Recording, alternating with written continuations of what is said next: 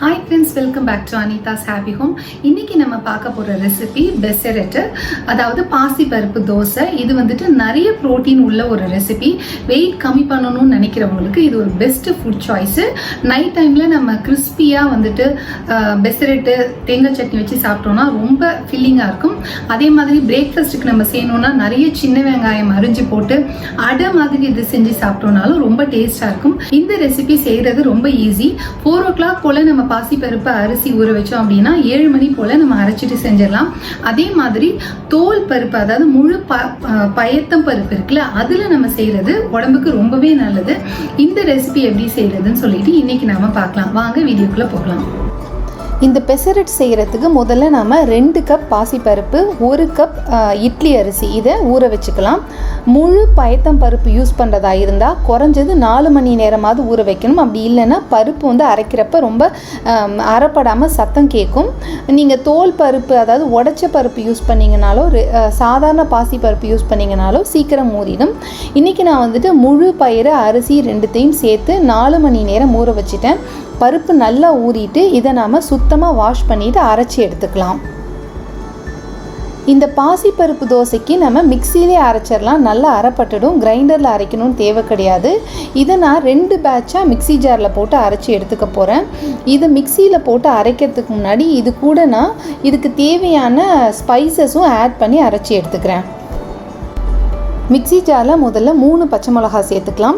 இந்த காரமே எனக்கு போதுமானது. வேணும்னா நீங்கள் காஞ்ச மிளகா சேர்த்துக்குங்க. அது கூடவே துருவுன இஞ்சி, இந்த தோசைக்கு தேவையான அளவு உப்பு, மஞ்சள் தூள், பெருங்காயத்தூள், அது கூட சோம்பு, அதாவது பெருஞ்சீரகம் வந்து 1 டீஸ்பூன் சேர்த்துக்கிட்டேன்.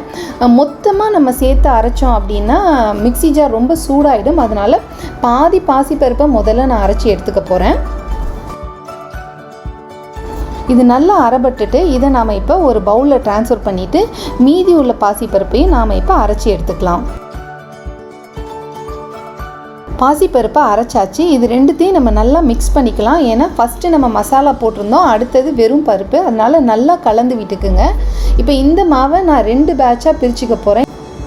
இந்த மாவில் நம்ம நறுக்குன சின்ன வெங்காயம், கருவேப்பிலை, தேங்காய் பூ சேர்த்து நல்லா கலந்துக்கலாம். தேவைப்பட்டதுன்னா நீங்கள் இந்த ஸ்டேஜில் செக் பண்ணிவிட்டு உப்பு, காரம் எது வேணாலும் சேர்த்துக்கலாம். இதை நாம் ரெகுலராக பருப்பு அடை செய்வோம்ல, அதே மாதிரி நல்லா திக்காக கனமாக ஊற்றி தேங்காய் சட்னி கூட வச்சு சாப்பிட்டோன்னா ரொம்ப டேஸ்ட்டாக இருக்கும். இப்போ நாம் அடை மாதிரி இதை செஞ்சு சாப்பிட்லாம். நீங்கள் சின்ன குழந்தைங்களுக்கு கொடுக்குறப்ப இதில் நெய் சேர்த்து சுட்டு கொடுத்தீங்க அப்படின்னா ரொம்ப டேஸ்ட்டாக இருக்கும். எந்த சைட் டிஷ்ஷுமே இல்லாமல் ப்ளெயினாகவே தொட்டு சாப்பிடுவாங்க. நல்ல கிறிஸ்பியாக இருக்கும். இதை நீங்கள் அடையாக செய்கிறப்ப அடுப்பை ரொம்ப லோ ஃப்ளேம்லேயே வச்சுக்கோங்க. அப்போ தான் 2 பக்கமும் நல்லா குக்காகி கிறிஸ்பியாக வரும். அப்படி இல்லைன்னா கலர் சேஞ்ச் ஆகிடும். ஆனால் உள்ளே குக் ஆகாமல் கொஞ்சம் குழன்னு இருக்கும். அதனால் நல்ல லோ ஹீட்டில் பொறுமையாக இதை குக் பண்ணி எடுங்க. இப்போ நான் வந்துட்டு அடை மாதிரி இதை சுட்டி எடுத்துட்டேன். அதுக்கப்புறம் நம்ம ஒரு பேட்ச் வெங்காயமெல்லாம் போட்டு கலக்காமல் வச்சுருந்தோம்ல, அதை நாம் கொஞ்சம் நீர்க்க கலந்துட்டு நல்லா கிறிஸ்பியாக மொறுன்னு பெசரட்டு தோசை செஞ்சுக்கலாம். இப்போ அந்த கிறிஸ்பி பெசரட்டு எப்படி செய்கிறதுன்னு சொல்லி பார்க்கலாம். பொதுவாகவே பாசிப்பருப்புக்கு வழவழப்பு தன்மை ஜாஸ்தி. அதனால் அது ரோஸ்ட் மாதிரி செய்யறதுக்கு ரொம்ப நல்லா வரும். வெங்காயம், கொத்தமல்லி எல்லாம் போட்டு நம்ம ஆனியன் ரோஸ்ட்டு செய்வோம்ல, அதே மாதிரி இந்த பெசரட்டு செஞ்சோம் அப்படின்னா செம்ம டேஸ்ட்டாக இருக்கும். நீங்கள் பிரேக்ஃபாஸ்ட்டுக்கு சாப்பிட்றீங்கன்னா அடை மாதிரி, டின்னருக்கு சாப்பிட்றீங்கன்னா இந்த ஆனியன் ரோஸ்ட் மாதிரி இதை செஞ்சு சாப்பிட்டா ரொம்ப நல்லாயிருக்கும்.